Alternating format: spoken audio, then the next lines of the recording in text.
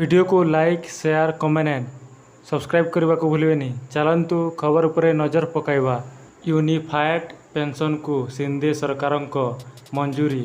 Scheme लागू करिबारे देशर प्रथम राज्य महाराष्ट्र। केंद्र सरकार यूनिफाइड पेंशन स्कीम बा यूपीएस घोषणा करिसेंती। केंद्र सरकार कर्मचारी आसंता एप्रिल 1 यही नया पेंशन स्कीम लागू हेबो।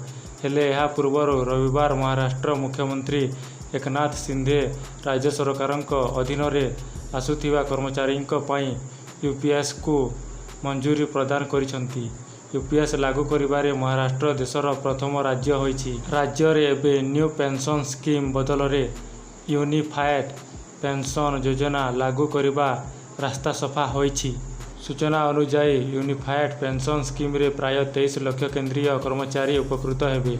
जदि राज्य सरकार माने यह स्कीम को लागू करती तेबे यार फायदा राज्य सरकार कर्मचारी को मिलिबो। केंद्र सरकार यह योजना को घोषणा बेले यह मध्य स्पष्ट करथिले राज्य सरकार माने यह को लागू करि पारिबे। यूनिफाइड पेंशन स्कीम बा यूपीएस को सरकारी कर्मचारी एक निश्चित भत्ता एवं परिवार भत्तार ग्यारंटी देव। देशर अर्थनीति बढ़िया सहित पेंशन योजना रे मध्य भत्ता वृद्धि पाइब। सर्वनिम्न 25 वर्ष चाकरी पर अवसर नेले बेसिक पे रो 50% दरमा पेंशन आकार रे मिलिबो।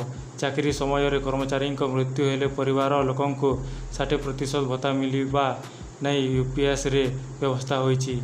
यूनिफाइड पेंशन स्कीम रे सरकारी कर्मचारी को ग्रेजुएटी सहित अवसर पर एक निश्चित राशि मिलिबो। एही हिसाब रे कर्मचारी को प्रति 6 मासरे मूल वेतनर एवं महंगा भत्तार 10वां भाग मिलिबो। एही ग्रेजुएटी अर्थ ओपीएस तुलन में कम हो पारे।